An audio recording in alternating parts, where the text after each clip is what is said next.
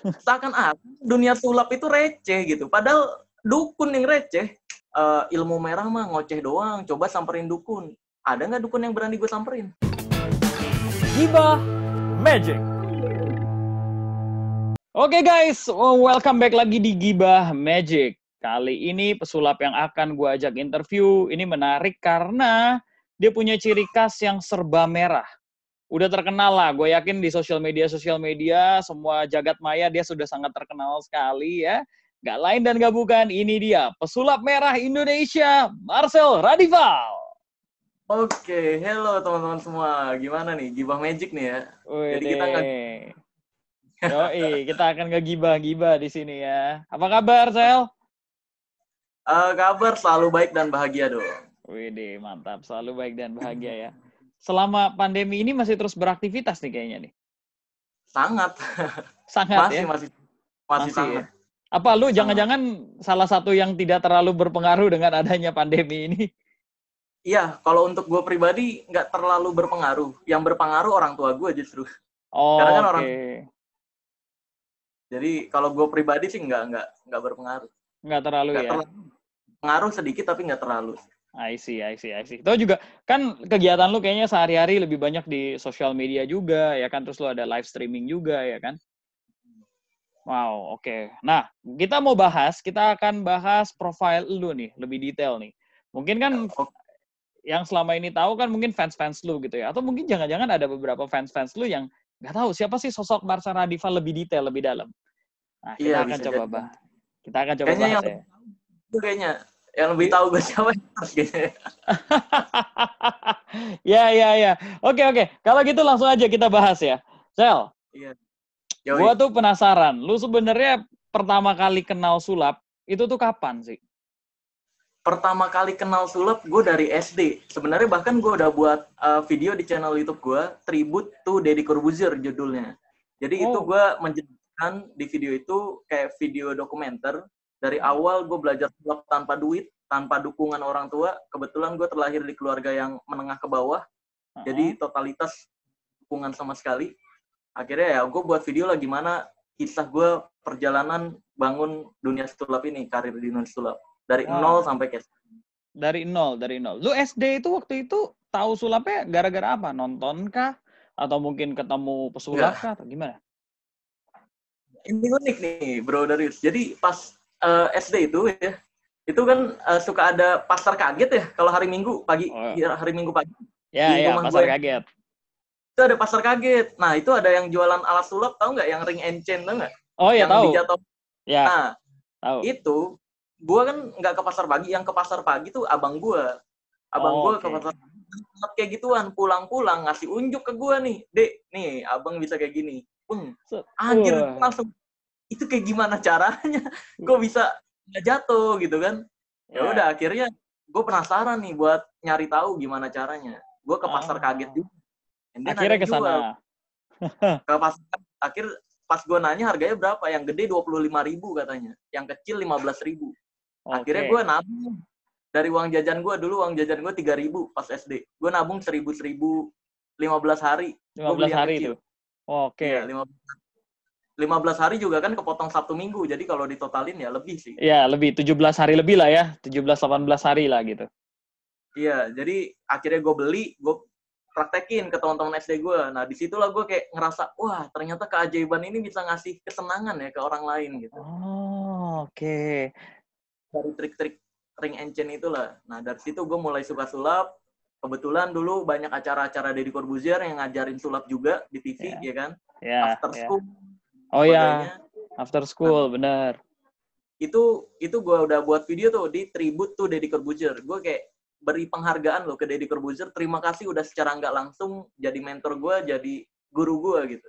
Wow. Dulu itu gara-gara. Oke. Lu catet-catetin dulu, tontonin tuh. Gue sadar gue nggak punya duit. Gue sadar orang tua punya duit buat belajar sulap. Ada yang gratis, kenapa disia-siain? Gue catet, pulang sekolah gue langsung lari ke rumah. Jam 3 waktu itu after school, kurang lebih sore ya, jam 3, jam 4. Gue pulang ke rumah nih, bawa buku khusus judulnya After School, buku SD gue. Sekarang udah hilang. Waduh, itu harta karun padahal. Iya, itu kurang lebih di buku itu ada sekitar 50 sampai 80 yang gue catat dari acara itu. 50 sampai 80 trik berarti. Agak lupa tuh, 50 sampai 80 lah kurang lebih. Wow. Nah, itu hilang gara-gara dulu pas umur 18 tahun itu kan titik nol gue tuh. Itu rumah kejual, jadi banyak yang barang-barang nggak kebawa, termasuk buku itu. I see. Akhirnya hilang ya, sayang sih. Jadi ya gue belajar praktekin gitu dulu. Makanya gue banget lah sama Deddy Corbuzier dulu udah mau buat acara yang kayak gitu. Oke. Ya, benar. After school, gue yakin beberapa dari antara kita pasti nonton lah ya. Karena gue sendiri juga dulu nontonin itu after school. Menarik banget kan? Banyak kan ngomongin ini kan, Magic and Science waktu itu ya kan, kalau nggak salah. Tapi jangan salah, di akhirnya ngajarin sulap dong. Oh iya, itu dia. Sampai scene akhir, scene akhir ya, itu kan science, di akhirnya banget, baru belajar sulap. Ya.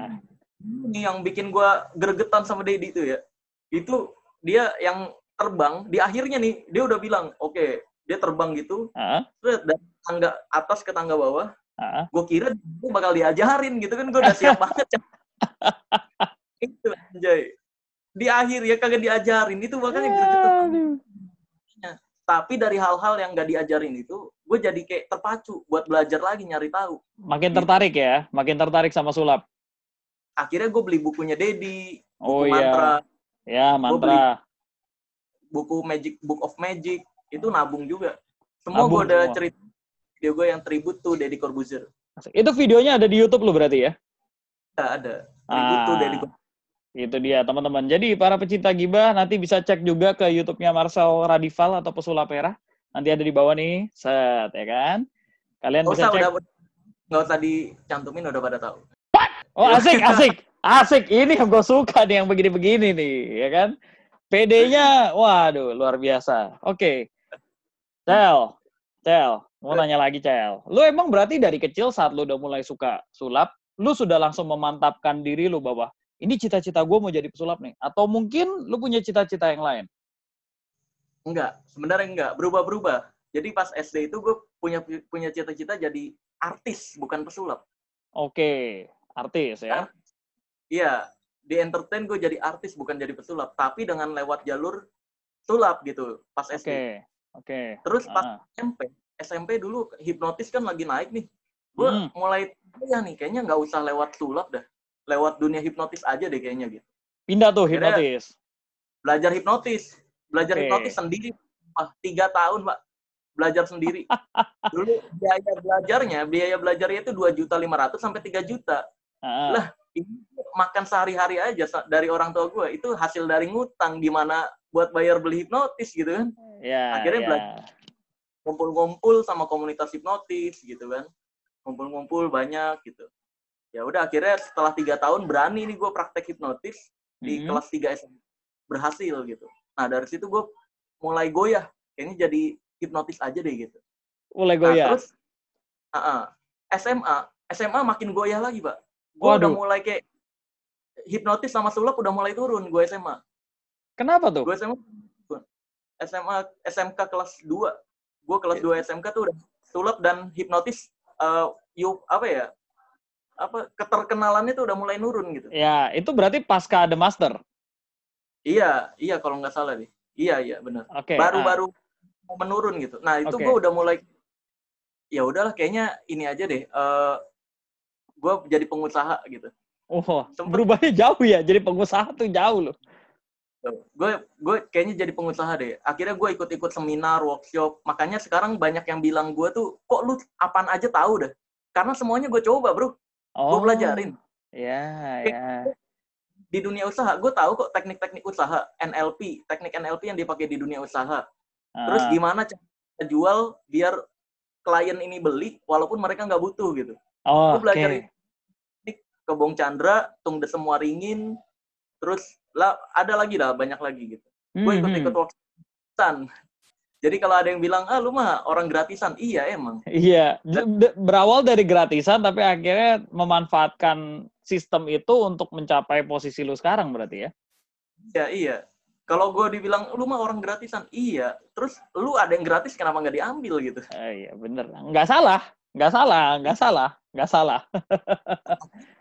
Gini bro, gue pengen sempet jadi pengusaha, terus pas lulus SMK, itu sebenarnya pengen jadi pengusaha tuh kayak pending gitu. Antara jadi kayak perdebatan sendiri, ini mau jadi pesulap atau pengusaha nih gitu. Oke. Jadi pas SMK, teman-teman gue pada bisa kuliah, gue kan nggak bisa kuliah ya. Karena biaya gitu kan. Yeah. Nah, itu ketika kondisi itu, gue kan pertama kerja jadi jualan sosis. Karena ya itu, gue udah belajar jadi pengusaha. Oh, sempat jualan sosis. Jualan sosis.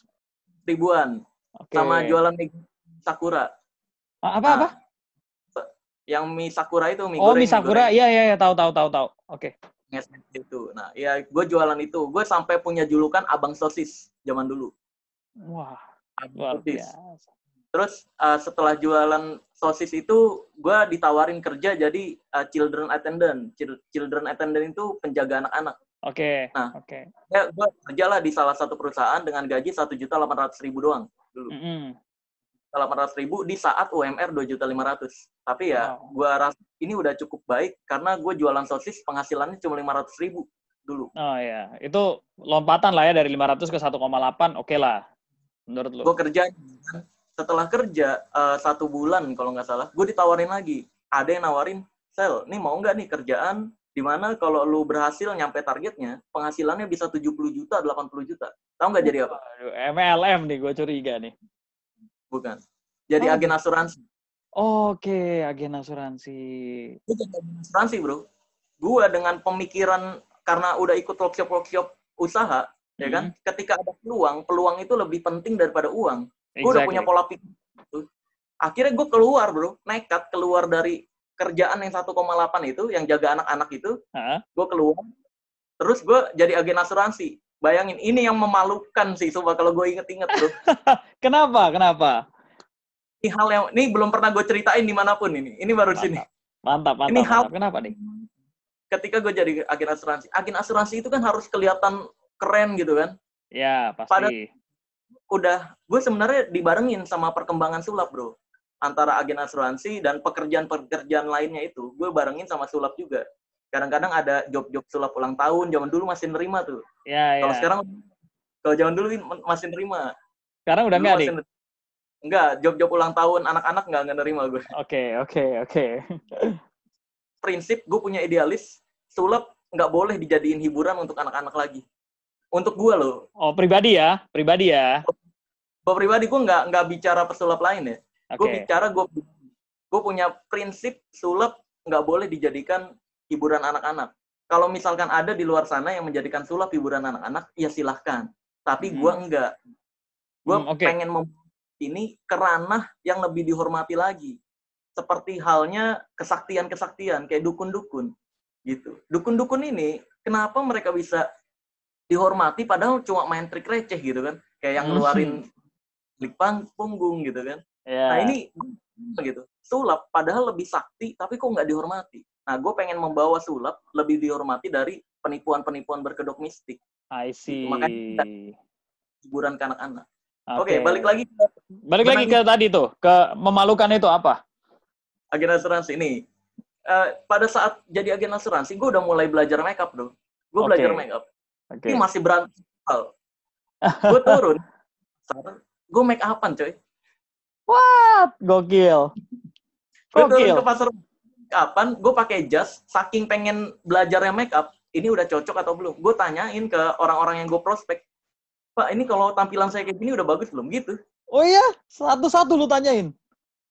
Ya, gue nggak punya duit buat belajar makeup, langsung aja tanyain ke orang, Pak, ini kalau makeup kayak gini bagus nggak?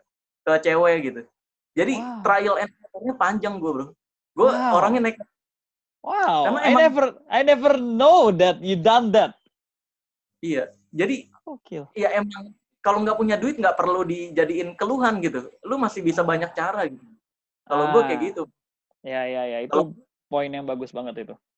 Dulu ya kayak gitu, gue nanya-nanya gimana nih, terus gue pakai dasi, pakai kemeja, pakai jas, tapi naik motor. Dulu belum tahu etika pakai jas tuh. Pakai jas, ya kan, turun ke pasar ini, ke pasar Ciputat sini tuh. Turun gue, wah, satu pasar, kan kalau menurut dunia usaha, kalau 10 yang ditawarin, pasti ada satu. Pasti ada satu, benar. Gue bro, nawarin, itu satu pasar, nggak ada satupun. Loh, nggak ada satupun yang, apa karena marketnya salah atau gimana? Pada saat itu gue masih 17 tahun. Mungkin banyak yang nggak percaya gue ngomongin duit 200 juta, 300 juta pada saat itu. Ya, bisa jadi. Gitu kan. Nah, akhirnya ya udahlah. Gue mulai mikir gimana caranya gitu kan. Gue doa, ini nggak ada penghasilannya, tapi gue dapat ilmu banyak. Gue belajar tentang NLP, tentang hipnotis untuk jualan. Gue di pada saat agen asuransi itu, bro. Di asuransi itu ya. Sabtu itu kan masuk ke kantor, itu kita belajar tuh banyak hal. Kayak mulai otak wanita, otak pria seperti ini perbedaannya, cara ngedeketinnya seperti ini biar dia nyaman. Itu gue belajar dari agen asuransi. Makanya kalau ada yang bilang, lu tahu banyak gitu. Gue, ya itu karena gue belajarnya banyak gitu. Ya, karena udah jadi melewati masa-masa itu ya. Ya, karena ya memang gue pelajarinya banyak gitu kan. Nah, lalu singkat cerita, pada saat udah 6 bulan kurang lebih, gue jadi agen asuransi, nggak ada perkembangan. Gue tiba-tiba lagi stuck-stucknya lagi mikir itu orang tua di rumah berantem karena ekonomi gitu kan. Terus, wah pokoknya mumet banget. Gue doa, tiba-tiba dapat telepon.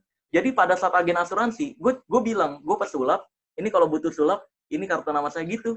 Sekalian nih, sekalian ya. Iya, sambil prospek sekalian gitu. Kalau emang prospek, enggaknya dia kenal gue pesulap gitu. Ya, benar. Merah, dulu belum pesulap merah. Belum. Ya. Nah, singkat cerita, tiba-tiba ada yang nelfon nih, gue lagi mumet-mumetnya. Sel, ini ada yang butuh pesulap buat ngajarin anak-anak di sebuah perusahaan. Akhirnya gue neken kontrak tuh, dapat kontrak di situ. Fee-nya itu 2.500.000. Fee-nya itu 2 juta, oke. UMR. Tiap hari main sulap. Libur seminggu sekali doang. Wow. Libur seminggu sekali doang. Dari situ, nah ini, kenapa bisa tercipta pesulap merah? Nah, gue ketemu cosplay, bro. Jadi, gini, karyawan di situ, emang kayak ketika kita punya keinginan, seringkali ketika kita mau action, maka alam ini akan menggiring kita mencapai apa yang kita inginkan tersebut, gitu. Ya, ada path-nya tiba-tiba gitu ya. Ada aja jalurnya, kalau kita mau action, kalau kita nggak gengsi, gitu. Kalau kita banyak alat, ya mandek, gitu. Jadi, itu pada saat gue ngajar anak-anak sulap ya di perusahaan tersebut, gue dibayar yaitu 2,5. Tiba-tiba beberapa bulan kemudian ada ketua cosplay yang jadi karyawan juga di situ. Ketua cosplay. Ketua cosplay yang jadi karyawan juga. Akhirnya ngobrol-ngobrol nih ya kan. Lu sulapnya bagus loh, tapi nggak punya karakter kata dia. Kan cosplay kan ini ya lebih mementingkan karakter visual gitu. Ya benar. Dapat saran lah. Kalau enggak lu jadi ini aja, kan pesulap hitam-hitam. Lu sukanya merah kan? Udah jadi pesulap merah aja gitu. Awalnya gue merah tuh bajunya doang. Bajunya doang tadinya. Merah doang. Jas mah nggak merah. Ini kan dulu nggak punya duit buat beli jas. Iya. Dulu kemeja merah, jasnya jas second warna hitam.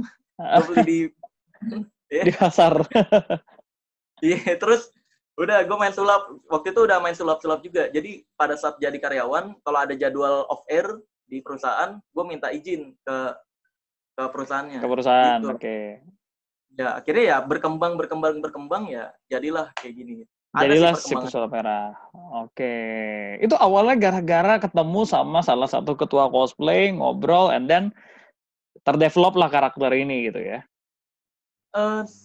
Iya, awalnya dia ngasih saran. Emang gue belajar make up juga ke cosplay itu. Ke mereka? Ke orang-orang. Iya. Karena kan gue totalitas gue sebenarnya nggak suka make up, bro. Repot. Tapi gue perhatiin ya, lu salah satu orang yang paling, bisa gue bilang nih, teman-teman juga boleh cek ke magician yang lain, salah satu magician yang lumayan cukup niat untuk memperhatikan dandan, memperhatikan makeup, ini si Marcel ini. Marcel Radival ini. Karena mostly, apalagi yang cowok-cowok ya gitu ya. mostly magician, ya mayoritas magician cowok sih kalau di Indonesia sih ya. Nggak ada yang bener make up ya dalam tanda kutip. Jarang lah yang ngerti make up sendiri and then make up sendiri. Enggak lah, jarang banget. Ya, di dalam tahap belajar bro, karena dulu gue pas belajar make up itu gue juga ngelihat, wah Deddy Corbuzier jago banget make upnya, karena ada salah satu video Deddy yang nampilin dia lagi make up, wah anjay dia jago banget make upnya, berarti gue harus lebih jago. Akhirnya gue belajar awalnya nih ya, kalau lo nonton video-video zaman dulu yang awal gue mulai itu alis kayak pelangi bro. Melengkung gitu ya. Melengkung.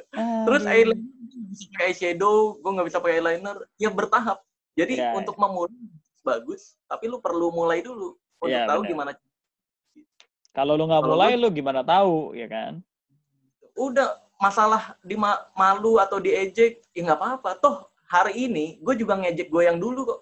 Gue nggak ngejek orang. Sejujurnya gue nggak pernah nyari-nyari kesalahan orang lain. Gue nyari-nyari kesalahan gue sendiri.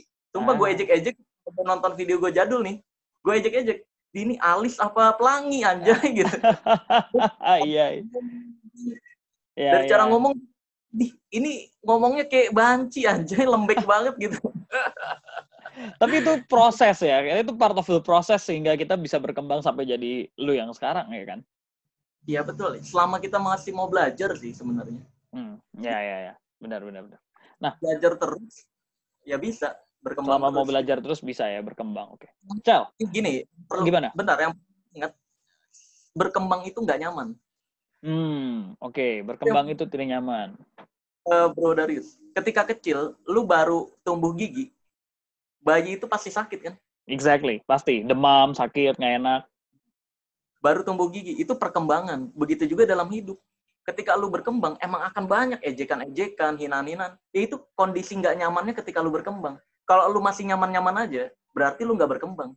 Wih, kalau lu masih nyaman-nyaman aja, berarti lu nggak berkembang. Marcel Radival 2020, luar biasa sekali. Mantap, ya kan?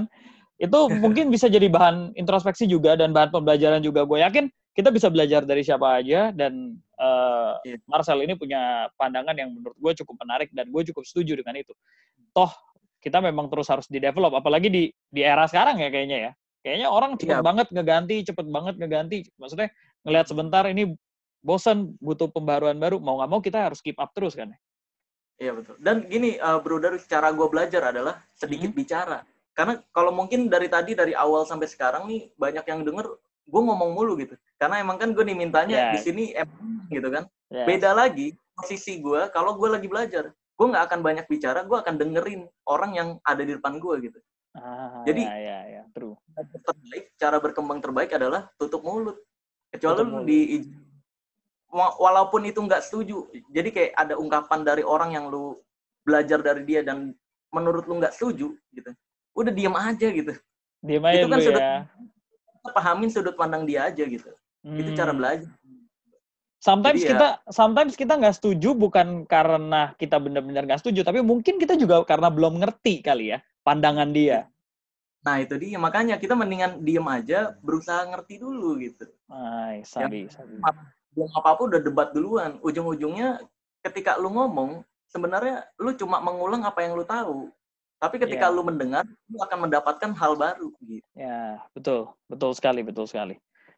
Cel, pesulap merah yang gua tahu lu punya tagline atau lu punya jargon, lu punya ilmu merah. Nah, ini apa nih ilmu merah ini nih sebenarnya? Ilmu merah itu konten channel YouTube gua. Jadi kan banyak yang orang-orang yang baru mungkin ke channel YouTube gua, ilmu merah apaan tuh? Ilmu dari mana gitu? Ya ilmu yang gue cipta, bro. Ya. Itu actually your content di YouTube ya. Ilmu merah itu nama judul konten gitu loh. Nama judul konten gue yang membahas tentang rahasia di balik ilmu yang katanya hitam atau ilmu yang katanya putih gitu. Di situ lu ngedibang berarti. Atau lu lu ngajarin? Gue bongkar rahasia perdukunan. Gue bongkar rahasia. Jadi hal-hal yang kayak mulai jenglot, bulu perindu, keris berdiri itu gue bongkarin semua. Totalitas. Gue bongkarin semua. Karena gini bro, gue resah di Indonesia ini ketika dukun maininnya ketahuan, Ah? Indonesia banyak yang bilang, cuma sulap. Kan brengsek ya.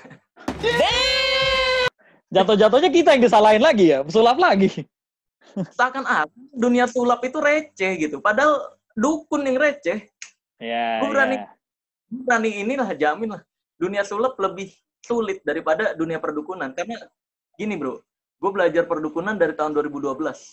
Dari tahun 2012 belajar perdukunan total dari mulai cara santet. Jadi bukan sekedar nggak percaya, tapi emang tahu rahasianya. Tahu bagaimana cara mereka ngelakuin. Karena lu ngulik di situ. Gue, dari mulai cara membunuh tanpa menyentuh. Wow. Dari berbagai daerah, beda-beda. Di berbagai daerah cara-caranya beda-beda bro. Dan gue tahu semua. Jadi kalau ada yang bilang ilmu merah mah ngoceh doang, coba samperin dukun. Pertanyaannya, ada nggak dukun yang berani gue samperin? Gitu.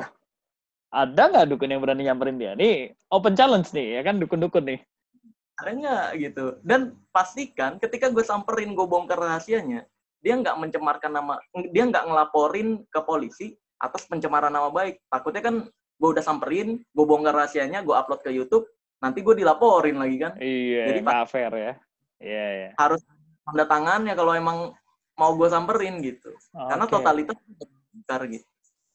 Lu nggak takut gitu, lu ngebongkar trik dukun gini, ada yang nyamperin lu, mungkin nggak seneng, lu diculik, lu digebukin atau apa? Nggak takut, gue ya itu kembali lagi. Justru yang harus ditanya nggak takut adalah dukun yang berani nyerang gue. Emang nggak takut? Oh iya, dibalik ya, benar juga. Kalau ngegeser gue nih, ketemu gue, lu mainin kesaktian lu, gue bongkar langsung di depan dia, lu nggak ada sakti-saktinya bro gitu. Oh iya, benar juga. Kebal air keras, kebal sajam, gue jamin kan kayak santet, gue jamin magician pun nggak tahu caranya santet kayak gimana. Coba, ya kan? Kalau gue sendiri, gue nggak pelajarin soalnya, jadi gue nggak tahu detail. Di dunia sulap kan nggak tahu gimana cara ngebuat orang sakit, tapi ketika dia ke medis, ke dokter menyatakan dia nggak sakit. Ada caranya. Oke, menarik. Ada ya cara-cara kayak gitu. Membunuh tanpa menyentuh, dan dalam hitungan hari bisa mati. Gitu. Itu semua ada caranya.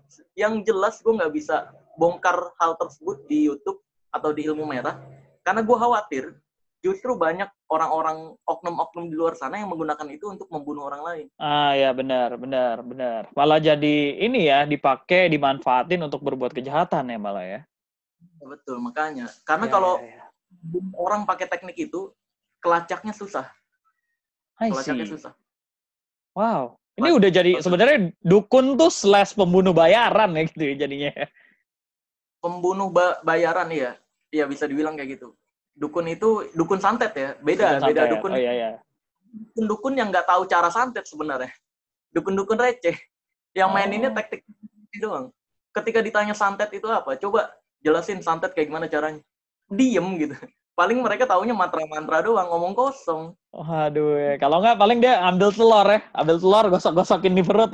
Keluar paku. Iya bener, paling kayak gitu-gitu doang. Aduh. Coba lah. Kalau emang mau pembuktian santet, coba sini ngobrol sama gue. Kita lihat nih dukun dia sesakti mana nih gitu. Iya, benar. Kalau gue dibilang takut atau enggak, totalitas enggak takut. Totalitas enggak takut ya. Oke, tapi lu sulap. Gue kan banyak juga nih yang ngancem gue nih. Banyak yang ngancem. Banyak banget ngancem santet. Kayak contohnya nih ya, yang sering nih ya, bahkan nyampe ke jadwal nge-host gue nih. Nyantet gue gini, bilangnya, awas lu kalau masih bongkar rahasia perdukunan, nggak percaya dengan mistik, besok pagi lu bakal muntah paku. Wih, gila. Gue jawab, bro.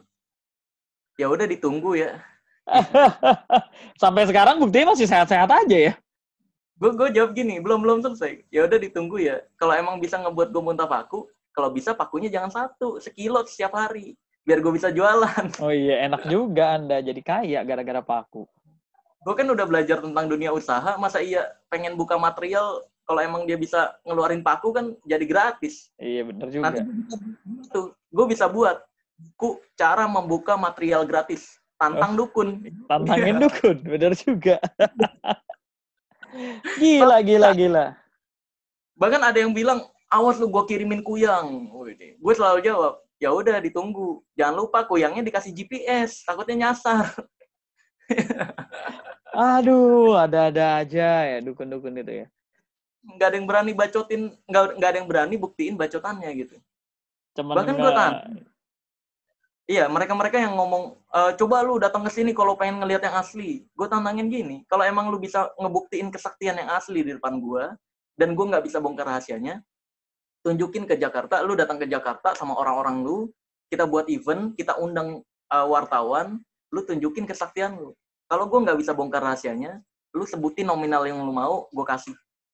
Tapi kalau gue berhasil sebutin gimana bongkar rahasianya, jangan melarang gue buat upload di YouTube gitu. Oke, waduh, lu udah kayak James Randi ya lu ya. Mengikuti jejak Iya. James Randi nih, bikin challenge-challenge. Jadi ya emang gini bro, karena emang tahu semua kita gitu, bukan sekedar nggak percaya. Dan kebetulan guru perdukunan gue itu guru nomor 1 di Indonesia dan Asia. Guru Jadi ya bisa dibilang dia udah ditantang dukun dari tahun 80-an sampai sekarang tuh nggak ada yang berani ke dia. Jadi kalau misalkan total gue nggak bisa ngebongkar, ada guru gue gitu. Guru gue nih lebih tahu. Lebih tahu lagi. Beliau sendiri dukun atau gimana? Dia orang yang sama kayak gue, bongkarin rahasia perdukunan, tapi lewat seminar. Oh, wow. Bayar orang Malaysia, orang Asia. Biasanya kalau orang-orang luar Indonesia belajar ke dia 35 juta. Kalau orang Indonesia 3 juta. Oh, lebih murah. Karena sesama Indonesia ya.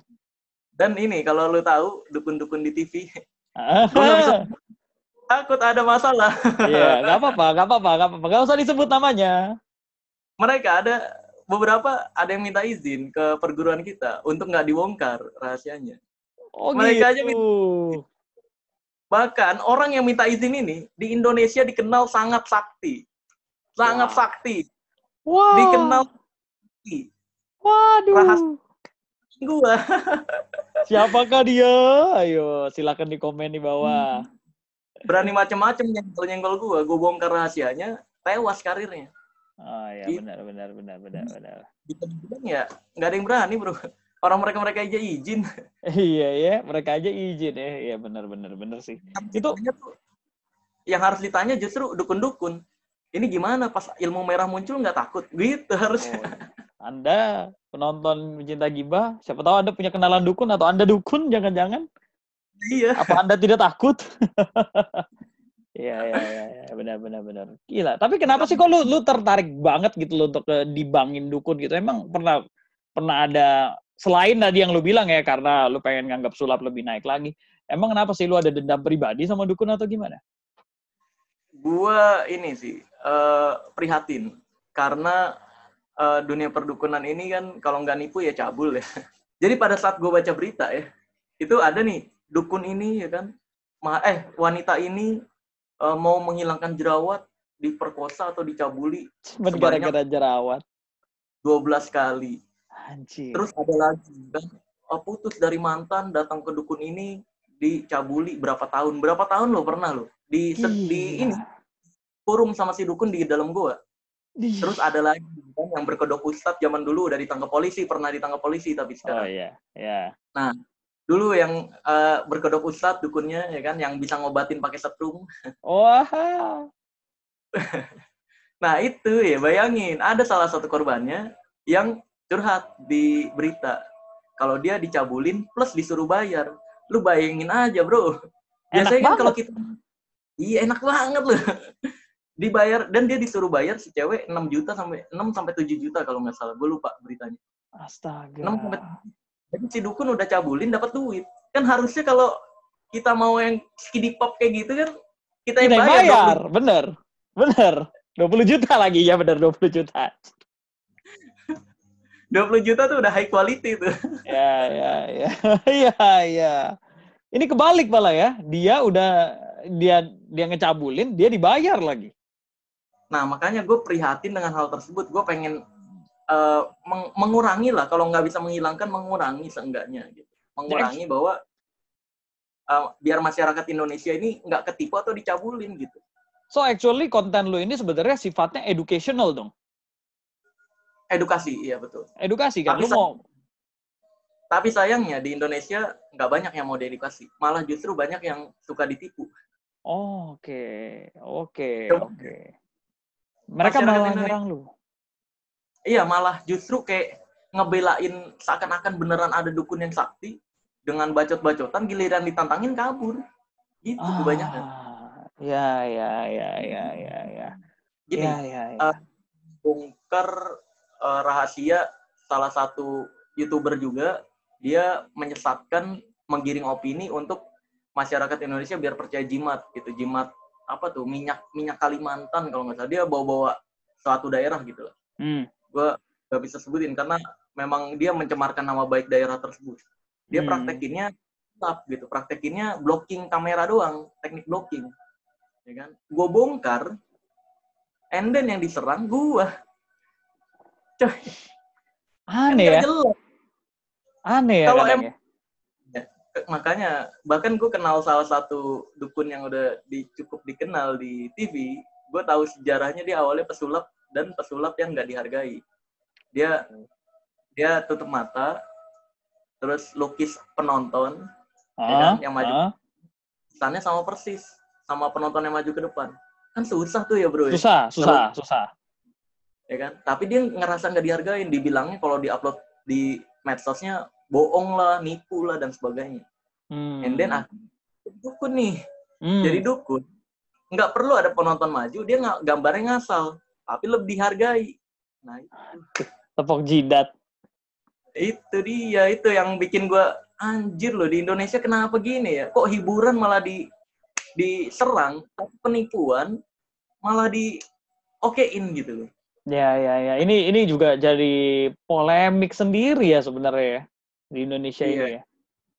Iya, ini gue pengen rubah sih cara pemikirannya gitu loh. Yang perlu lu hargai itu justru hiburan. Penipuan yang jelas ngerugiin lu, serang gitu loh. Pakai otak analis gitu. Ini kalo malah sebenarnya gimana kalau dibilang? Ya justru malah menurut gue ini kebanyakan kan kalau orang nonton sulap terus bilang gue dibohongin nih sama sulap. Lah justru yang ini yang ngebohongin, bukan yang kita yang lakukan, kita ngebohongin kan? Bro Daris, kalau dibilang sulap bohong, gue kurang. Gue juga nggak setuju. Gue malah nggak setuju bahwa sulap itu bohong. I mean gini, kalau nipu, kalau ngebohongin, kalau konteksnya merugikan, oke. Kalau konteksnya merugikan ya. Perlu dibedakan antara bohong sama nipu. Oke. Beda. Oke. Coba. Teman-teman yang nonton semua boleh dicek di Wikipedia perbedaan bohong dan nipu. Okay. Nipu itu sesuatu hal yang merugikan. Bohong itu tentu merugikan. Oke. Karena kalau misalkan sulap dibilang bohong, gue bisa bilang juga bahwa film adalah bohong. Spider-Man nggak beneran itu, Iron Man nggak beneran ada. Ya kan? Pantomim juga bohong. Kacanya nggak bener-bener ada di depan, tapi dia pura-pura. Iya kan? Terus gue juga bisa bilang penyanyi juga bohong. Lip sync, suara nggak 100% suara dia, bro. Ada lip sync. Iya kan? Juga pembohong. Kenapa cuma pesulap yang disebut pembohong gitu? Iya kan? Itu.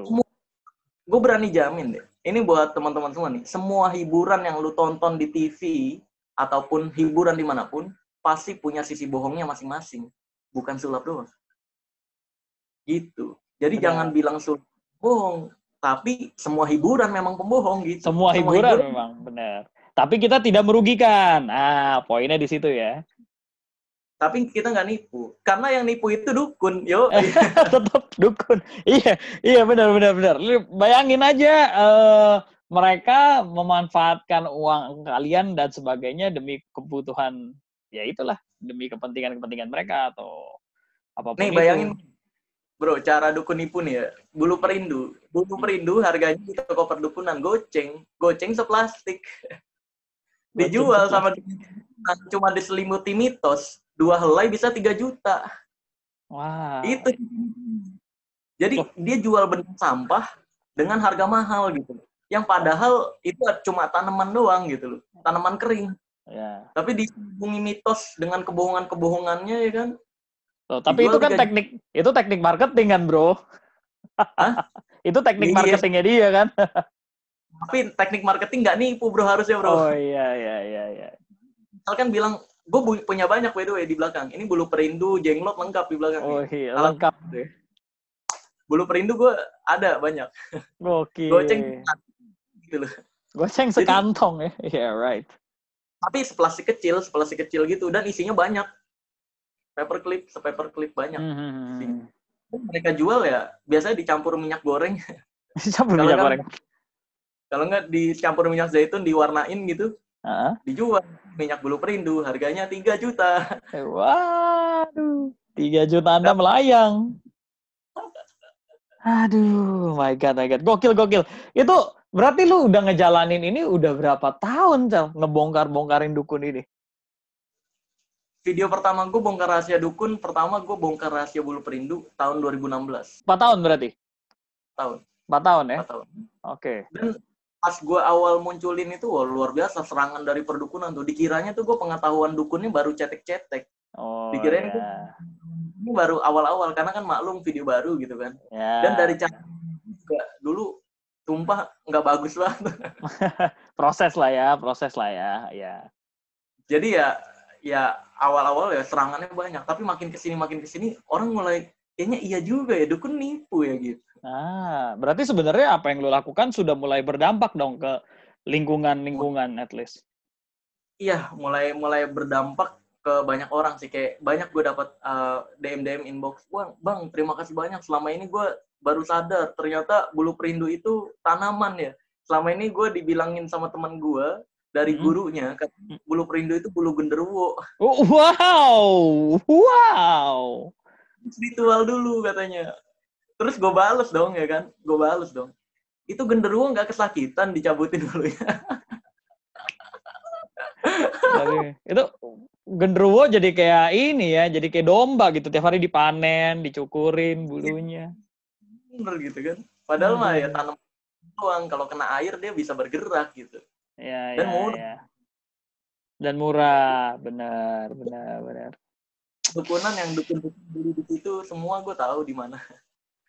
Ya, semoga dengan kalau kalian nontonin kontennya Marcel Radival ini ya kan, hopefully knowledge-nya makin lebih logik lah ya, lebih logis kita jadi bisa berpikir dan melihat sudut pandang yang lain tentang hal-hal mistis-mistis ini gitu. Keren. Cel. Gini, kalau di video gue sih gue selalu ingatkan kalau memang dia mempraktekkan teknik perdukunan untuk hiburan, ya tolong hormatilah.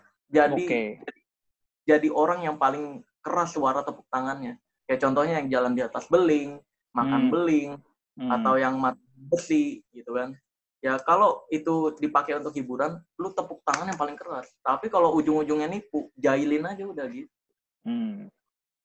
Ya, setuju juga ya. Kalau memang itu konteksnya adalah untuk entertainment purpose atau untuk show, itu beda kasus ya. Tapi kalau sampai merugikan, dipakai untuk merugikan orang, itu yang baru tidak benar.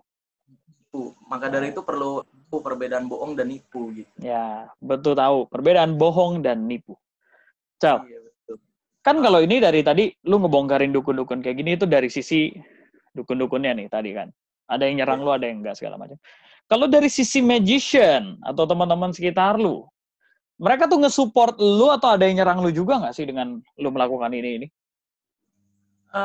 Dari magician tergantung. Siapa dulu magiciannya?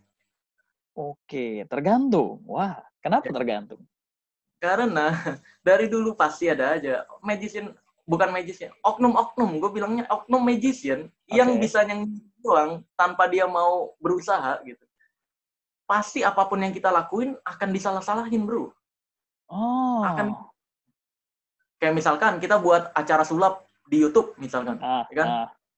Acara sulap kita naik, nanti bisa aja dibilang, wah jangan dong bikin show sulap gratisan di YouTube. Kita ini bikin show sulap tuh berbayar. Ada aja pasti celah buat nyalahin. Iya, benar.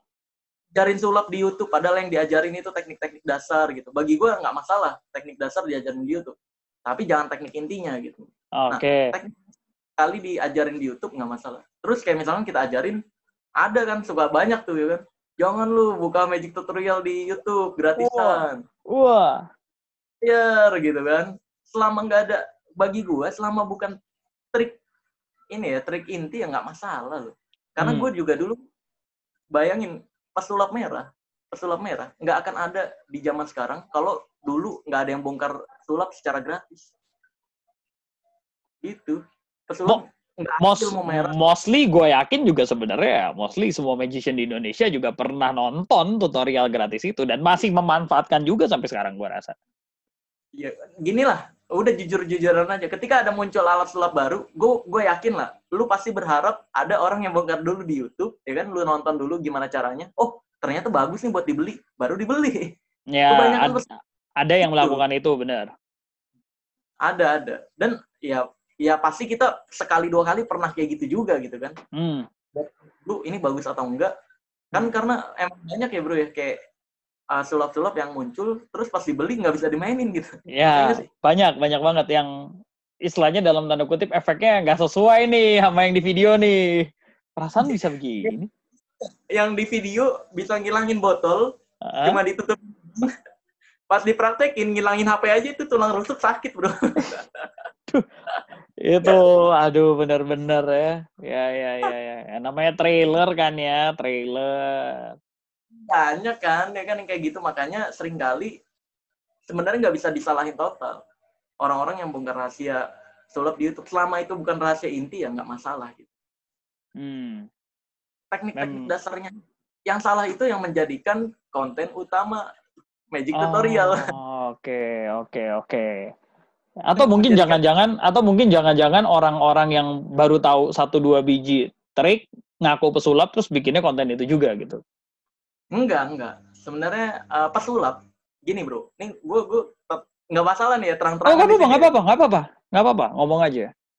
Nih ya, bagi gue, menurut gue, pesulap yang nggak punya daya tarik, ingat, pesulap yang nggak punya daya tarik, dia akan mencari daya tariknya melalui magic tutorial. Wow, setuju. Ada magician luar yang ngomong gitu juga soalnya. Gue lupa namanya siapa. Tapi ada magician luar juga yang ngeklaim itu bahwa kalau lu nggak punya karya, lu nggak bisa terkenal, caranya gampang, bikin magic tutorial kelar hidup Anda katanya. Itu pilihan terakhir gitu. Jadi kayak orang, bahkan gue pernah disindir kayak pesulap Indonesia itu harusnya mentingin skill dulu dong daripada karakter gitu kan. Gue bisa bilang ke orang yang ngomong kayak gitu ya, bro, kalau lu nggak punya karakter, lu nggak punya daya tarik, skill lu hebat, ujung-ujungnya lu jadi YouTuber yang bongkar rahasia sulap gitu. Gitu. Jadi ya magic tutorial nggak masalah sesekali di-share, tapi jangan dijadikan konten utama. Itu malah menghancurkan sulap itu sendiri gitu. Karena dunia, kalau kata Romy Rafael, hiburannya bukan dibongkar-bongkarnya. Oh iya, benar. Dunia sulap itu hiburannya justru di keajaibannya. Nah, gimana caranya keajaiban itu terlihat sakti atau asli gitu. Nah, itu gue lagi berusaha buat ini loh sulap asli, ini trik gitu. Gue lagi membedakan itu gitu. Wow, ya. Itu kalau di buku kan kita tahu beberapa efek trik itu ada beberapa macam efek kan. Ada yang sampai ya sifatnya memang cuman puzzle, ada yang sifatnya memang tricks ya kan. Sampai ada yang astonishing segala macam ya. Kita tunggu nih pesulap merah akan bikin sesuatu yang menghebohkan dan kelihatan sangat real sekali ya. Pokoknya banyak lah. Jadi nanti di channel YouTube gue kan juga banyak nih. Nanti gue ada rencana kayak nunjukin kesaktian-kesaktian yang sengaja gue nggak bongkar rahasianya. Biar dukun-dukun mikir sendiri. Anjir, itu gimana caranya? Biar gantian mereka yang mikir ya. Jenglot, misalkan jenglot di dunia perdukunan kan mereka bilangnya minum darah. Nanti gue praktekinnya minum susu. Wih deh. Beda lagi. Bisa minumnya susu. Iya. Jenglot Anda modern sekali ya kayaknya ya. Cel. Lu kan sekarang lebih banyak aktif di dunia maya nih. Dalam artian lu aktif di YouTube, lu aktif di live streaming, segala macam. Apa sih yang bikin lu akhirnya nge-switch itu? I mean gini, ini kan pilihan magician nih. Ada yang maunya show-showan di real life, ada yang maunya ya cuman sekedar underground doang, ada yang go to dunia maya ini segala macam. Nah, waktu itu lu memulai pindah alter ke dunia maya, terus berkarya di sini, itu tuh apa sih penyebabnya dan gimana ceritanya? Oh iya, awalnya jadi pas ini, gue ketemu Edozel bro, awal ya. Edozel tau gak? Tahu Edozel. Jadi dulu ya gue kan ya kayak pesulap-pesulap lainnya kayak di off air gue ngejar-ngejar TV zaman dulu tuh. Ada kompetisi ini gue ikut, ada acara game show gue ikut, gue ngasih proposal, terus ditelepon dikit acara ini butuh pesulap gue ikut dulu di TV.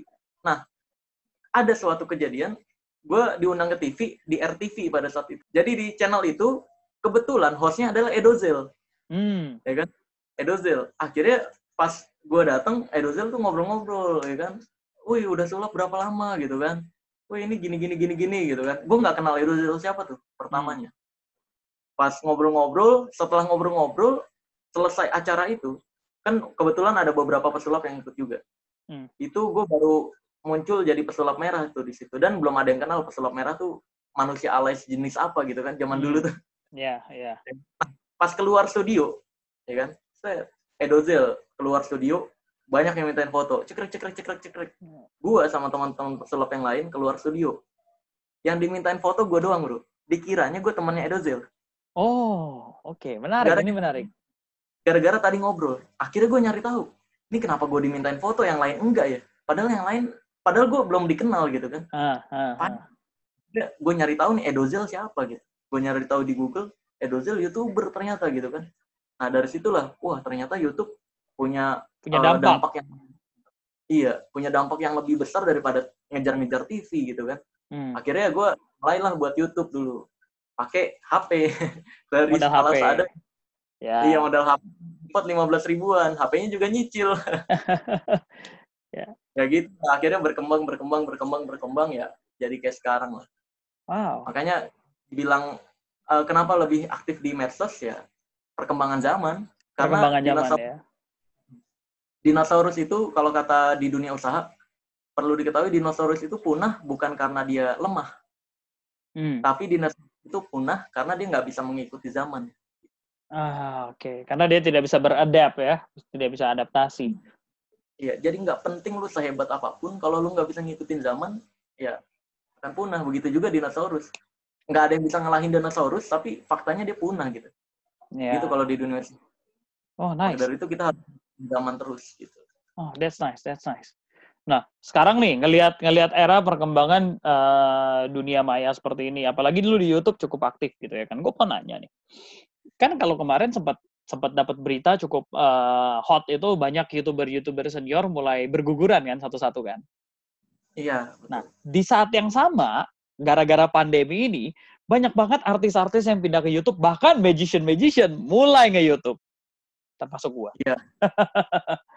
Nah, menurut lu sendiri, ini gue mau tanya pandangan lu sendiri ya. Menurut lu, apakah masih ada kesempatan di dunia maya ini, di YouTube ini, terutama kita ngomong konteksnya YouTube deh ya, nggak coba sosial media yang lain dulu deh. Kita konteksnya YouTube dulu. Menurut lu udah telat, atau masih ada kesempatan, atau justru ini memang prospek yang tepat banget buat kalian masuk? Sangat sulit.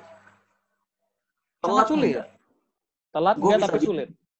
Ketika baru memulai sekarang, amat sangat sulit.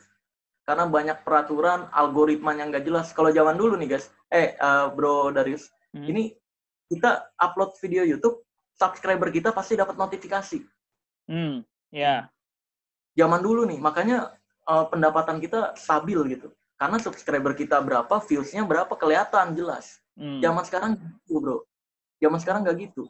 Apa yang penonton tampilin, apa yang penonton tonton, walaupun dia nggak subscribe, kalau dia tadinya nonton, kayak misalkan dia nonton Doraemon nih, ya kan?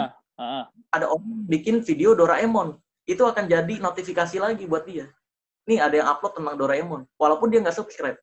Wow, jadi secara algoritma nggak butuh subscribe, tapi tetap bisa ke-promote gitu ya? Ya, algoritmanya gitu. Jadi tergantung penonton ini sering nonton apa gitu. Dan seringkali yang dia subscribe justru nggak dapat notifikasi. Makanya kan keluhan kita YouTuber yang lama ini ngeluhnya gini. Sekarang tuh kita nggak kayak nggak disupport. Banyak yang subscribe, mereka nggak dikasih notifikasi gitu. Iya. Ya, YouTube algoritmanya lebih mementingkan yang trending sekarang. Loh, harusnya padahal secara seharusnya yang kalau udah nge-subscribe mereka dapat prioritas utama dong untuk dapat notification lo. Nah, tadinya kayak gitu, tapi sekarang enggak, algoritmanya berubah. Yang trending, makanya kan kalau lu bisa lihat ya, kayak yang lagu Aisyah, istri Rasulullah, semua trending dari atas sampai ke bawah, itu semua isinya. Ya, Iya. ya. Karena ya memang algoritmanya kayak gitu. Kalau kita nggak upload tentang itu, yang kita nggak akan naik gitu. Nggak akan ikut ke dalam arus itu. Iya, kayak contohnya Keke bukan boneka. Kalau kita nggak ada hubungannya dengan boneka, video kita nggak bakal naik, nggak ada views-nya. Subscriber kita nggak di gitu. Karena algoritmanya udah berubah. Makanya kita banyak penonton-penonton YouTuber yang lama ngeluh, Bang kemana aja? Termasuk ke gue juga, banyak penonton gue yang ngeluh. Bang kok kemana aja, kok jarang upload? Bayangin, padahal kita upload terus. Padahal upload terus kan? Mereka banyak yang ngeluh gitu, Bang kemana? Kok jarang upload? Apalagi kasus yang kemarin yang gue dituduh menghina pencaksilat, itu orang-orang yang, bro kok lu nggak upload lagi, haters, lu takut ya gitu-gitu. Padahal gue upload tiap minggu gitu loh. Tiap minggu gue upload gitu. Dan nggak ada takut-takutnya sama sekali, kan, sama apalagi fitnahan doang gitu kan. Ya. Aduh, jadi bisa disimpulkan kalau kita main sekarang di era YouTube, ya kemarin Edozel juga ngomong sebenarnya sama Master Dedi, gue nonton podcastnya mereka, dia juga ngomong bahwa katanya kalau masuk YouTube udah cukup berat sekarang. Ya, sangat bukan sangat loh. Karena lu harus algoritma kalau mau naik. Kalau zaman dulu ngutamain konten aja, penonton kita akan dapat notifikasi dari konten kita. Kalau dulu nggak kayak gitu. Kita harus ngikutin algoritma, harus ngikutin yang trending. Makanya pas kemarin Kak Keke bukan boneka, gue buat boneka tentang boneka hidup gue. Dan cukup naik. Ya cukup naik ya, karena ada boneka-bonekanya berhubungan. Bonekanya gitu. Jadi ya memang sesekali gue kalau emang kebetulan dapat ide buat ngikutin algoritma, gue ikutin. Tapi kalau enggak ya udah, fokus aja sama konten. Fokus aja niatnya sama konten ya. Dan yang penting jangan ke duit. Tujuannya kalau gue ke sharing apa yang gue tahu. Edukasinya itu. Oke. Bukan penting duitnya, bukan penting gimana-gimana ya, tapi edukasinya. Edukasinya yang kan sih gitu. Karena kalau sekarang nih ya, lu ngarepin AdSense, nggak ada bro, duitnya kecil. Beda sama yang zaman dulu kita uncang-uncang kaki loh, YouTuber nih ya, udah punya subscriber 100.000, udah bahagia deh. Upload nih yang asal menarik gitu kan, judul kita sesuai konten, langsung penontonnya naik. Sekarang mah susah gitu, harus ngikutin algoritma. Wow, oke. Jadi gitu ya, berat ya, seberat itu ya. Oke. Berat, telat tapi sangat berat. Kalau telat mah nggak ada kata telat lah, karena kan pemilik KFC pun mulai usahanya di umur 60 tahun. Oh iya, benar. Bahkan baru suksesnya setelah umur ke berapa dia kan? Kan gagalnya penolakannya sampai berapa ratus kali gitu kan. Jadi ya nggak ada kata telat, tapi yang jelas sangat. Kalau mau TikTok sekarang emang. Oh TikTok ya, TikTok emang lagi trafficnya lagi bagus banget sih kelihatan sekarang sih. Ke YouTube upload ke YouTube, upload ke Instagram gitu kan. Ya perlahan-lahan jadi selebgram, nanti ya bakal jadi TikTokers atau jadi YouTuber baru geser gitu. Paling bisanya gitu. Ya. Jadi pathnya sekarang malah yang lebih mudah, mendingan start di TikTok dulu, developing di sana, hookin ke Instagram, nanti baru bisa pindah channel-channel lain yang lebih besar gitu ya. Atau kalau bisa, kalau mau aktif di YouTube, lu harus buat sesuatu yang gila, yang pro kontranya gila-gilaan gitu. Waduh, itu dia. Makanya video ilmu merah gue itu, video konten ilmu merah nggak pernah sepi, karena pro kontranya luar biasa. Dan gue menikmati. Karena apa yang gue sampaikan salah-salahnya kok. Dan kalau emang ada yang beneran bisa nunjukin kesaktian secara langsung, soklah datang ke Jakarta sini, gitu. Selama bisa dipertanggungjawabkan nggak masalah ya berarti ya? Ya selama bisa dipertanggungjawabkan ya udah bikin aja pro kontra. Maka dari itu gue gini tuh, gue kalau bagi teman-teman yang baru mulai YouTube ya, gue bisa berbagi teknik dari Raditya Dika. Jadi Raditya Dika bilang kayak gini, jadi dalam segala hal yang penting karakter. Kalau dalam dunia usaha brand disebutnya, kalau di dunia entertain karakter. Nah cara menciptakan karakter adalah pertama menunjukkan hal yang benar-benar lu suka. Kedua, menunjukkan hal yang benar-benar lu nggak suka. Oke, ini menarik. Hal yang lu suka banget dan hal yang tidak lu suka banget. Maka lu akan tercipta akan dikenal sebagai lu yang kayak gini gitu. Kayak contohnya gue nih, gue benar-benar suka sulap, benar-benar suka keajaiban, benar-benar suka hal-hal yang wawasan kayak seakan-akan wawasan luas gitu. Gue suka dengan ilmu pengetahuan baru gitu. Nah, gue share kan, kayak contohnya kemarin video terbaru gue bahas tentang sarang lebah gitu kan. Terus gue bahas tentang keajaiban-keajaiban, magic challenge, ada hal yang gue nggak suka, perdukunan. Gue totalitas serang gitu. Ya. Jadi ada yang orang akhirnya jadi, Marcel Radival ini adalah sosok magician yang seperti ini loh. Oh, ternyata dia tidak suka sama si dukun ini gitu dan sebagainya ya. Terbentuk dari situ. Iya, betul kayak gitu. Jadi ya itu tips dari Raditya Dika. Tunjukkan hal yang benar-benar lu suka dan tunjukkan hal yang benar-benar lu nggak suka. Okay. Selama itu aman. Ingat, jangan menyalahi hukum agama dan hukum negara juga. Ya. Jangan sampai. Karena kalau enggak lu kena masalah ntar, ya kan? Karena gue berani nyerang dukun. Dukun itu udah dilarang oleh agama. Ini kan agama kita beda. Gue yakin di semua agama di Indonesia nggak boleh percaya dukun, iya atau iya banget? Iya banget.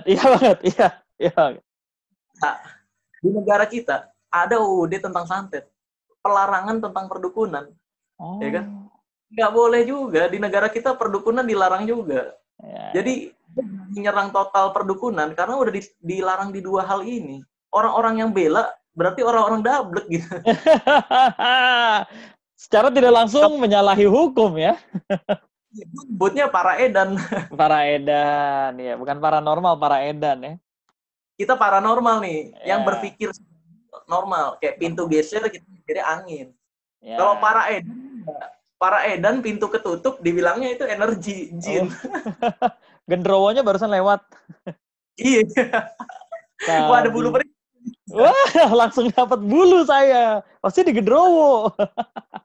I see. Marcel Radival, luar biasa. Thank you so much, bro. Udah mau berbagi ini loh. Ini sama. Something ini benar sih, sesuatu yang mungkin sudut pandang lain lah ya, yang menarik untuk kita lihat, yang menarik untuk kita pelajari, dan mungkin menarik untuk kita pikirkan gitu. Karena ini jadi membuktikan bahwa apa semua yang kita lihat belum tentu seasli yang kita lihat itu, ya kan? Iya, ya sebenarnya apa yang kita lihat ada penjelasannya. Kalau dia ajaib, ada pasti penjelasannya lagi. Semuanya ada penjelasannya, exactly. Walaupun ada hal-hal yang nggak bisa kita jelaskan, sesekali iya. Karena hal goib itu kita nggak bisa menyangkal hal tersebut gitu. Ya, memang ada. Tapi yang jelas, perdukunan bukan hal goib. Nah, itu. Nih, Bro Darius nih, gue kasih bukti. Ya. Kasih bukti. Coba sebutin di semua agama mana yang nggak boleh percaya hal goib? Pasti nggak ada. Karena semua agama mengajarkan kita, mewajibkan kita untuk percaya hal goib. Iya nggak? Secara tidak langsung ya? Surga, neraka, Tuhan, dewa-dewa. Jin, segala macam. Ya. Semua agama pasti mewajibkan kita mempercayai hal goib. Tapi perlu diingat juga, semua agama melarang kita untuk percaya perdukunan. Ya. Itulah bukti bahwa perdukunan ini nggak ada goib-goibnya, bro. Ini penipuan. Penipuan. Kalau hal goib ya kita jelas perlu dipercaya lah. Kayak jin beneran ada ya, tapi nggak bisa kita jelasin gitu. Ya. It's another different thing lah ya, pokoknya. Bukan berhubungan sama si dukun-dukun itu yang claiming itu berarti ya. Karena dukun itu mistik, bro. Sama kayak sulap. Sulap itu mistik. Dan banyak yang bilang mistik itu hal goib. Bukan, salah. Coba dong, lihat dong di Wikipedia. Mistik itu diambil dari kata Yunani. Awal katanya mistikos, yang berarti sesuatu hal yang memiliki rahasia atau sesuatu yang bisa dilakukan oleh orang-orang yang tahu rahasianya. Mistik. Jadi itu termasuk mistik. Sulap, debus, rawa-rontek itu teman-teman kita semua tuh. Yeah. Itu seni pertunjukan, bro. Itu termasuk mistik disebutnya. Tapi dukun bukan teman kita karena dia menipu. Dia mencoba untuk tampil secara goib, bukan secara mistik ya. Iya, dia tampil sok tahu tentang hal goib, padahal ya omong kosong gitu. I see. Ya. Luar biasa. Oke. Cel, nggak kerasa kita udah ngobrol cukup panjang nih ya. Kita udah ngomongin panjang lah soal perdukunan tadi, soal lu siapa, bagaimana lu mendevelop pesulap merah dan sebagainya. Last question, pertanyaan terakhir. Pesan lu mungkin untuk teman-teman magician sekarang, terutama di era pandemi ini. Apa yang bisa lu bagikan ke teman-teman magician saat ini? Ya, untuk teman-teman magician, doa. Karena doa itu sakti pertama. Oh ya. Iya, kalau rezeki mengatur Tuhan gitu kan, kita nggak bisa totalitas mau berusaha kayak gimana pun ya. Kalau kita nggak dibarengi doa, kurang perfect hasilnya gitu. Doa itu lebih sakti daripada mitos-mitos perdukunan, gue berani jamin lah. Oh iya. Lu ini aja bandingin, lu pergi ke dukun sama lu doa, gue berani jamin lah. Doa lu bakal lebih powerful ya. Lebih powerful daripada lu percaya dukun-dukun gitu. Pertama. Terus yang kedua, belajar. Jangan berhenti. Karena kebanyakan pesulap, ketika tahu trik 1, 2, 3, udah ngakunya pesulap profesional. Ya kan? Gue mau gini lah, gue berani taruhan gini. Nggak banyak pesulap yang tahu tentang bagaimana menyusun rutin sulap. Oh iya. Coba deh tanya, ketika lu dapat job sulap, lu maininnya apa yang lu susun? Pasti ya paling gue mainin ini sama ini gitu. Dan kebanyakan pesulap-pesulap yang baru, dia maininnya apa tau nggak? Yang matanya ditutup, belah-belah. Oh iya. Itu bosen banget gue ada. Itu udah umum. Selalu. Nggak ada openingnya. Itu kalau lu nyusun secara rapih, ya nggak masalah gitu. Tapi ini datang ke panggung, langsung cerita, langsung kultum, langsung kuliah, ya kan? Langsung kultum. Itu penonton ngelihat lu siapa, laga-lagaan, ngajar-ngajar. Ya. Cerita tentang kelelawar malam hari nggak bisa ngeliat, tentang indra-indra, kalau indra kita satu ditutup, maka indra yang lainnya lebih kuat. Ya kan? Lu tiba datang kultum gitu siapa? Jadi, triknya, nah, itu salahnya kebanyakan orang pesulap belajarnya trik doang, tapi cobalah belajar sulapnya gitu loh. Kayak belajar opening, menu utama, closing. Di opening ini ada 30 second effect, ada walking music, dan lain-lain banyak lagi. Menu utama ini gimana cara menyusun menu utama, permainan menu utama, ini jadi lebih menarik. Terus closing ini permainan untuk penutup. Kayak lu belajar max, anti klimaks, dan sebagainya gitu. Jadi ini ada pembelajarannya. Nah, itu yang pesulap menurut gue kurang dipelajari. Jadi banyak belajar lagi. Gitu. Banyak belajar lagi. Begitu juga gue. Itu pengingat gue juga sebenarnya. Exactly, sama. Jangan pernah merasa udah sukses. Jangan pernah merasa udah di atas. Karena ketika buah matang, itu tandanya dikit lagi busuk. Betul. Iya. Makanya nggak pernah mau jadi matang. Gue juga belajar terus. Kayak contohnya nih, kalau misalkan next time gue ketemu Bro Darius, gue ngobrol. Gue berani pastikan yang banyak lebih ngomong itu elu, Bro. Kalau gue ngeliatin buat belajar ke lu ya, gue bakal tutup mulut. Walaupun gue tahu tentang hal yang lu omongin, gue akan, oh gitu ya gitu. Gue akan berusaha nyari tahu dari sudut pandang lu gitu. Gue jadi tahu, oh ternyata dari sudut pandang ini kayak gini. Nambah lagi pengetahuan gitu. Ya, benar. Kayak yang hari ini kita ngobrolin ini aja, ini banyak ngasih gue insight banget kok. Iya, jadi ya jangan merasa udah tahu segalanya, terus ketika datang lu jadi kayak sengak duluan. Itu banyak pesulap kadang kayak gitu sih. Iya nggak sih? Iya. Lu sering sih ketemu gitu kan kayak. Ketika datang ke komunitas nih ya, itu semua bahasa tubuh kita kan bisa ngerasain ya. Iya. Semua tubuhnya kayak punya kehebatan masing-masing. Kalau gue nih datang ke komunitas, gue lebih milih, oh lu bisanya apa? Oh gitu. Oh terus apalagi lu belajar berapa lama gitu. Jadi kayak belajar gitu loh. Jadi jangan merasa udah, walaupun lu punya banyak pengetahuan, orang lain pasti punya pengetahuan yang lu nggak tahu gitu. Jadi belajar dari orang yang lu ketemui gitu. Ini yang disebut di atas langit masih ada langit ya. Bro Darius pernah ini nggak denger nggak yang katanya, gue lupa ini kata-kata siapa. Pesulap itu harus jadi lebih pintar di kelompoknya. Jadi ketika datang ke sebuah kelompok, kalau cuma lu yang pesulap, lu harus jadi lebih pintar. Itu kata-kata. Itu di buku. Gue pernah baca ada di buku, gue lupa antara di Maximum Entertainment atau Memukau Audiensi ya kalau nggak salah ya. Pokoknya dikasih tahu bahwa you must be the smartest guy in the room. Nah iya betul. Nah itu, jadi ya memang tugas lu ya belajar sebagai pesulap untuk bisa mendapatkan itu gitu. Lu nggak bisa sengah-sengah. Apalagi kayak yang bikin orang mumet ya main ngelihat sulap menurut gue.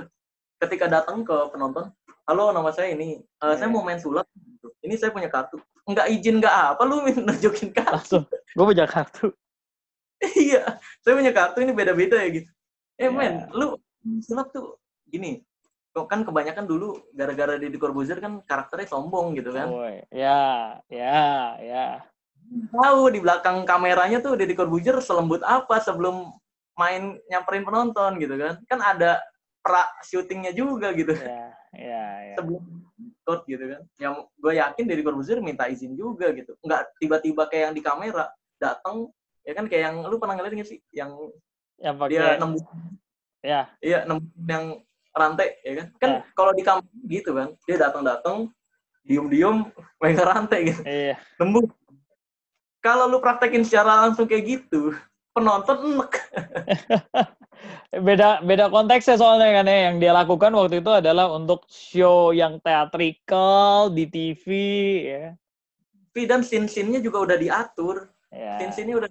Dan gue rasa Deddy Corbuzier juga minta izin dulu pasti di awalnya. Nggak mungkin kan langsung tiba-tiba syuting kamera datang begitu. Nggak mungkin. Pasti minta exactly. izin. Pak, saya nanti ikut ke acara saya gitu kan. Saya mau main, nanti Bapak tarik ke sini gitu. Oke, Pak ya.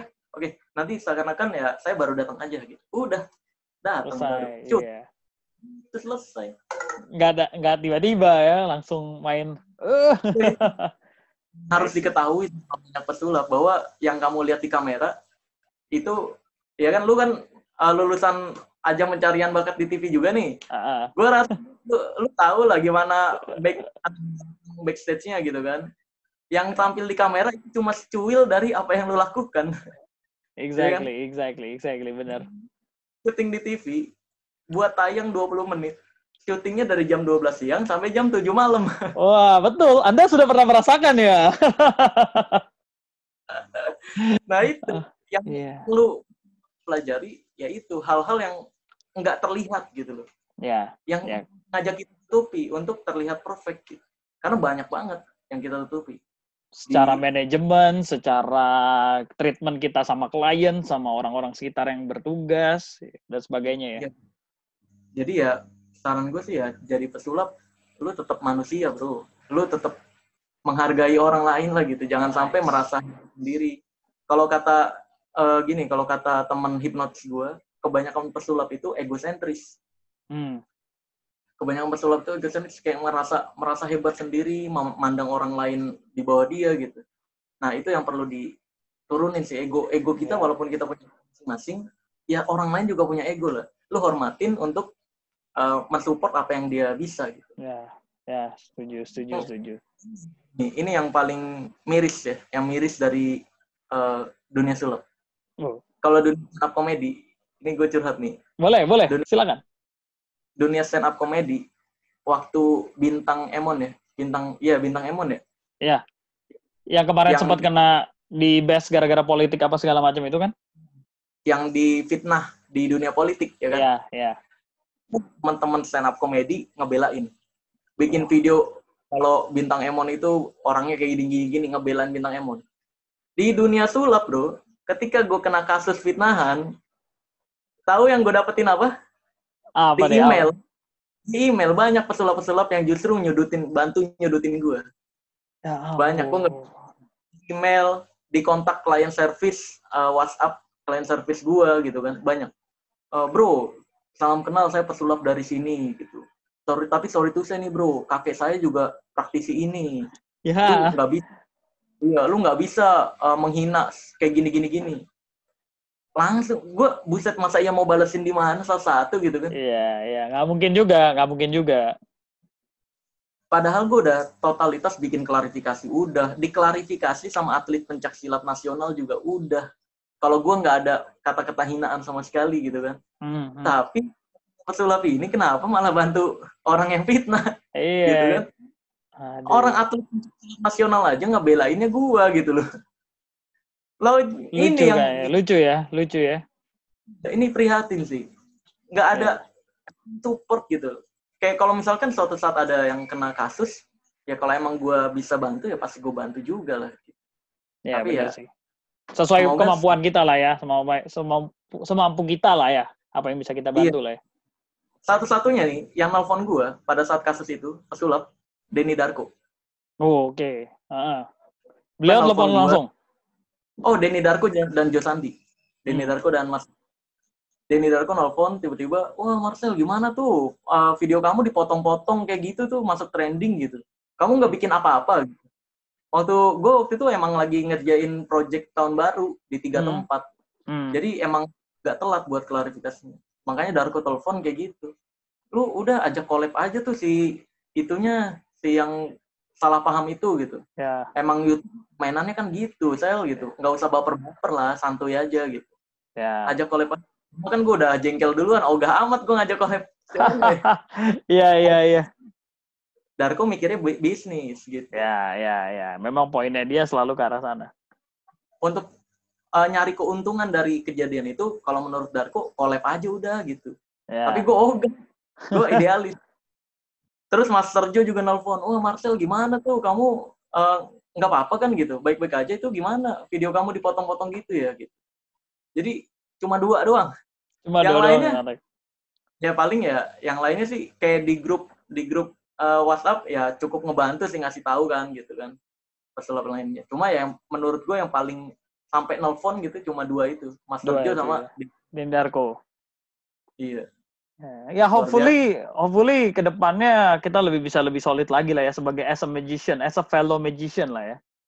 Iya benar. Jadi jangan saling menjatuhkan lah. Coba kalau ada yang naik, ya lu mendingan ngobrol, belajar ke dia gitu. Untuk gimana caranya jadi naik ke dia. Bukan malah ngejatuhin dia buat naik gitu. Ya, benar. Setuju banget. Kebanyakan saling sikut gitu kan kebanyakan. Jadi kayak udah nggak kenal, tiba-tiba mandangnya udah jelek aja, terus nyari kesalahan, turunin, baru naik dia gitu. Benar. Nah, kayak gitulah, jangan saling sikut. Mendingan kita bareng-bareng aja. Zaman sekarang udah nggak zaman kompetisi, zamannya kolaborasi. Siap. Benar, setuju. Itu juga dari kemarin udah sering banget diomongin bahwa memang udah bukan zamannya kita saling berkompetisi lagi, tapi udah saatnya kita kolaborasi bareng-bareng. Kita yang katanya cinta sulap nih, yuk kita sama-sama bantu naikin dunia sulap di Indonesia. Iya, betul. Dan turunin perdukunan, bantu gue. Dan turunin perdukunan. Exactly, Marcel Radival. Thank you so much sudah ngobrol. Thank you so much atas semua informasinya. Thank you ya udah mau nyemetin banget di Giba Magic. Ini something banget. Hopefully apa yang kita share bisa berguna lah buat teman-teman magician dan juga penonton-penonton kita ya.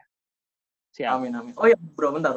Ya. Ada yang mengatakan kalau ilmu merah itu sombong. Banyak yang bilang, wah ilmu merah tuh sombong gitu kan. Nganggap dukun-dukun itu rendah gitu. Gue mau bilang sombong itu sebenarnya adalah sifat di mana ketika lu nggak bisa menerima kebenaran dan lu menganggap orang yang menyampaikan kebenaran itu rendah, itu baru sombong. Wow, oke. Bilang sombong, enggak, kurang tepat. Gue lebih tepatnya tegas. Sama halnya kayak polisi. Polisi, ya kan, ketika nangkep maling, tonjok aja kalau ngelawan. Iya. Kalau ngelawan tonjok aja, penjara aja. Lu nggak bisa bilang ke polisi saling menghargai dong, dia kan butuh rezeki juga. Ya kagak bisa bro. Ya udah salah gitu kan, konteksnya lu udah salah loh. Ya, begitu juga gua. Dukun itu udah salah dari sudut pandang negara dan agama. Ya jadi nggak dihargai lagi gitu. Jadi sombong di sebelah mananya? Yang ada lu gitu. Ya. Sabi, siap, Cel. Thank you banget sekali lagi, thank you so much udah mau datang di Giba Magic. Nanti kita atur waktu lagi, kita ngobrol-ngobrol lebih detail dan kita bahas lagi yang lebih detail ya. Siap. Sip. Terima kasih. Thank you. Udah ngundang. Sukses terus. Oke guys, mungkin segitu aja dari gua. Jangan lupa di like, subscribe, dan juga di share. Kalau nggak subscribe, gue santet. Ingat. Kalau nggak subscribe, disantet. Oke, siap. Thank you, Cel. Oke guys, itu tadi kita udah ngobrol-ngobrol langsung sama pesulap merah Indonesia, yaitu Marcel Radival. hopefully kalian dapat banyak informasi yang bisa membuat Anda berpikir dari sudut pandang yang lain. Dan kita bisa mengambil hal-hal positif untuk kita pelajarin tentunya untuk menjadi magician dan juga orang yang lebih baik lagi di kemudian hari. Dan sebelum kita mengakhiri ini semua, jangan lupa teman-teman untuk klik like dan juga subscribe dan komen kira-kira magician mana lagi yang mau di-invite di Gibah Magic. Dan saya harus memberikan pernyataan bahwa sebentar lagi Gibah Magic Season 1 ini akan segera berakhir dan akan diganti dengan Season 2. Tentunya dengan konten yang nanti lebih menarik lagi. Gue bakal ngundang yang non-magician kali ini. Nah, kira-kira gimana? Tunggu terus ya. Dan jangan lupa untuk terus subscribe channel Darius Drew. Oke? And now, saya Darius Drew, the Game Master. And now it's time for me to say game over.